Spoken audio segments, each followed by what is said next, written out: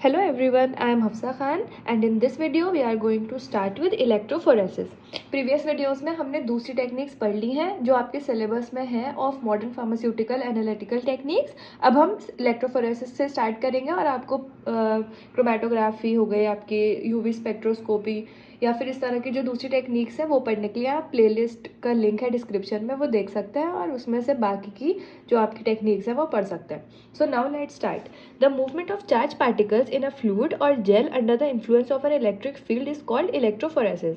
Electrophoresis basically होता क्या है कि जो हमारे चार्ज पार्टिकल होते हैं किसी भी फ्लूइड या जेल में प्रेजेंट, उनका इलेक्ट्रिक फील्ड पे क्या इन्फ्लुएंस है, इलेक्ट्रिक फील्ड का उन पर क्या इन्फ्लुएंस है, इसको हम बोलते हैं electrophoresis.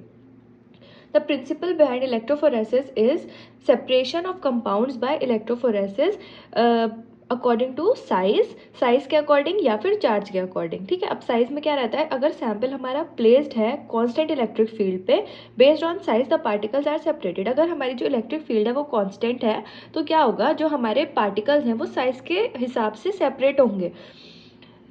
That is higher molecular weight compounds are eluted first. पहले क्या होंगे, हायर मॉलिक्यूलर वेट वाले कंपाउंड्स इल्यूट होंगे, बाहर निकलेंगे, और बाद में लोअर मॉलिक्यूलर वेट वाले. और अकॉर्डिंग टू चार्ज देखा जाए तो क्या होता है, जो हमारे पॉजिटिवली चार्ज मॉलिक्यूल्स होते हैं वो कैथोड की तरफ मूव करते हैं, जो कि खुद नेगेटिव चार्ज होल्ड करता है, क्योंकि ऑपोजिट चार्ज हमें पता है ना, ऑपोजिट्स अट्रैक्ट एंड जो सेम चार्ज होते हैं वो रिपेल. तो जो पॉजिटिवली चार्ज हमारे मॉलिक्यूल्स होते हैं वो हमारे कैथोड की तरफ जाते हैं, जिसका खुद का नेचर नेगेटिव होता है, और जो हमारे नेगेटिवली चार्ज पार्टिकल्स होते हैं वो हमारे एनोड की तरफ जाते हैं. ठीक है, ये एक डायग्रामेटिक रिप्रेजेंटेशन है जो आपको क्या दिखा रहा है कि जो हमारे पॉजिटिव चार्ज मॉलिक्यूल्स हैं वो जा रहे हैं कैथोड की तरफ, और जो नेगेटिवली चार्ज मॉलिक्यूल्स हैं वो हमारे एनोड की तरफ जा रहे हैं. ठीक है, जिसमें से कैथोड खुद नेगेटिव चार्ज होल्ड कर रहा है एंड एनोड हमारा खुद से कौन सा चार्ज होल्ड कर रहा है, पॉजिटिव. ठीक है, ये हमारी इलेक्ट्रिक फील्ड है जो कांस्टेंट है, ये हमें ध्यान रखना है. ठीक है, तो ये है हमारी इलेक्ट्रोफोरेसिस.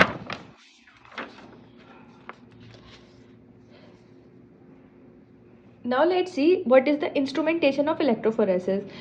जो हमारा इलेक्ट्रोफोरेसिस टेक्निक है उसमें भी जैसे आपने दूसरी टेक्निक्स में पढ़ा था कि उसमें कुछ कुछ पार्ट्स होते हैं, वैसे ही इस टेक्निक में होता है. अब मेन कंपोनेंट्स हमारे इलेक्ट्रोफोरेसिस के क्या है, सबसे पहले आता है आपका mobile phase. Commonly buffer solutions are used as mobile phase. हम यूजुअली बफर सोल्यूशन यूज करते हैं मोबाइल फेज में. बफर सोल्यूशंस कौन से सोल्यूशन होते हैं, that resist the change in pH, अगर हम किसी भी एसिड या बेस सोल्यूशन ऐड कर रहे हैं उसमें तब.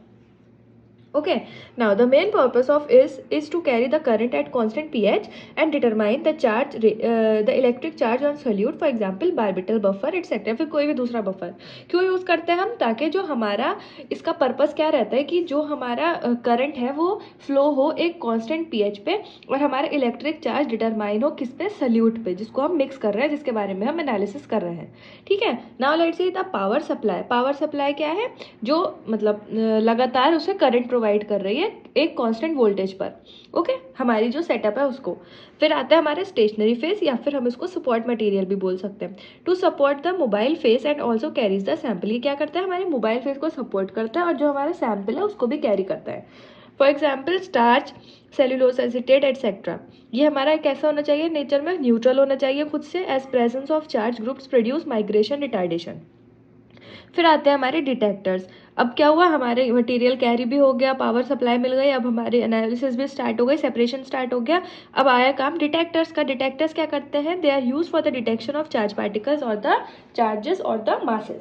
Detection is done by following methods. या तो हम स्टेनिंग से करते हैं, कैसे, स्टेनिंग डाइज यूज़ करते हैं like amido black, silver stain या फिर कोलॉइडल गोल्ड एटसेट्रा, या फिर by using any spectroscopic detector like UV visible detector, mass detector etcetera. कोई सा भी हम ऑटोमेटिक डिटेक्टर भी यूज़ कर सकते हैं, या फिर हम स्टेनिंग कर भी एनालाइज कर सकते हैं.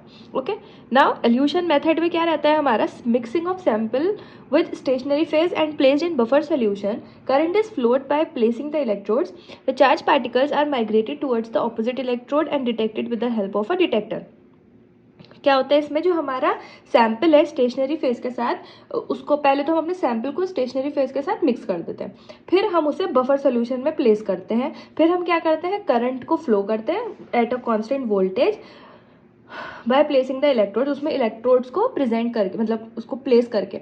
Charge particles are migrated towards opposite electrode, फिर क्या होता है जो हमारे चार्ज पार्टिकल हैं वो ऑपोजिट इलेक्ट्रोड की तरफ मूव करेंगे। ओके, पॉजिटिव है तो नेगेटिव की तरफ जाएगा, नेगेटिव है तो पॉजिटिव की तरफ जाएगा, और इसी तरीके से they are detected with the help of a detector. Finally क्या होता है, it is amplified and it is recorded with the help of a recorder. Detector के बाद आता है हमारा रिकॉर्डर, वो हमारा जो डेटा हमें मिलता है उसको रिकॉर्ड करता है। तो ये था आपका इंस्ट्रूमेंटेशन ऑफ इलेक्ट्रोफोरेसिस, और आपके इलेक्ट्रोफोरेसिस का एक्चुअल कॉन्सेप्ट कि उसमें होता क्या है। ठीक है, नेक्स्ट वीडियो में हम कंटिन्यू करेंगे with different methods of electrophoresis.